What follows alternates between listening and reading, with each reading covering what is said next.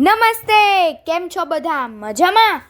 ચાલો ને આજે આપણે એક એવા વાંદરાભાઈની વાત સાંભળીએ કે જેમને એક દિવસ એમ થાય છે કે હું કપડાં પહેરું તો એટલે એ શું કરે છે કે એક ઘરમાંથી એ સૂટ અને બૂટ ચોરી લે છે. પછી એમાં સજ્જ થઈને સર્કસ જોવા જાય છે અને સર્કસમાં એક બીજા વાંદરાને જોઈને એનો ચહેરો ગુસ્સાવાળો થઈ જાય એટલે એણે હુપાહુપ કરવા માંડી. એટલે પછી સર્કસના માલિક એને ચૂપ કરાવ્યો. પછી એને સર્કસમાં જ રહેવું પડે છે, ગુલામપણું સહેવું પડે છે. આથી જ આપણને શીખવા મળે છે કે ક્યારે એવા ખોટા શોખ ના કરાય.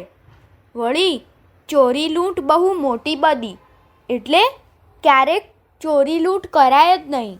તો ચાલો એવું એક ગીત સાંભળીએ. આ ગીત કવિ ગિરિરાજ બ્રહ્મભટ્ટે લખ્યું છે અને ચાંદ ઉપર વેકેશન એવી પુસ્તિકામાંથી લીધું છે. તો ચાલો આપણે સાંભળીએ. આપ સાંભળી રહ્યા છો શાબ્દીના સ્વરમાં. એક વાનરને થયું એમ, હું ન પહેરું કપડાં કેમ. એક વાનરને થયું એમ, હું ન પહેરું કપડાં કેમ.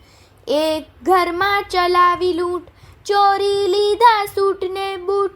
એક ઘરમાં ચલાવી લૂંટ, ચોરી લીધા સૂટ ને બૂટ. એક વાનરને થયું એમ, હું ન પહેરું કપડાં કેમ. સૂટ બૂટમાં એ સજ્જ થયો, પછી એ સર્કસ જોવા ગયો. સૂટ બૂટમાં એ સજ્જ થયો, પછી એ સર્કસ જોવા ગયો. સર્કસમાં બીજો એક વાનરડો, એ જોઈ ચહેરો થયો કરડો.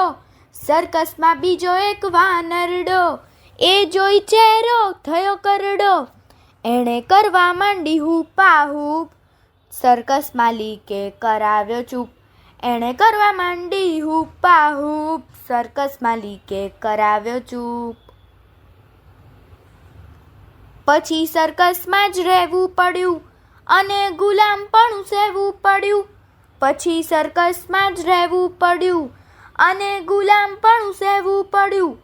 ખોટા શોખ ન કરવા કદી, ચોરી લૂંટ બહુ મોટી બદી.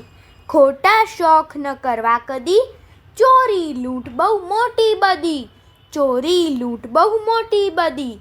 ચોરી લૂંટ બહુ મોટી બદી. અસ્તુ.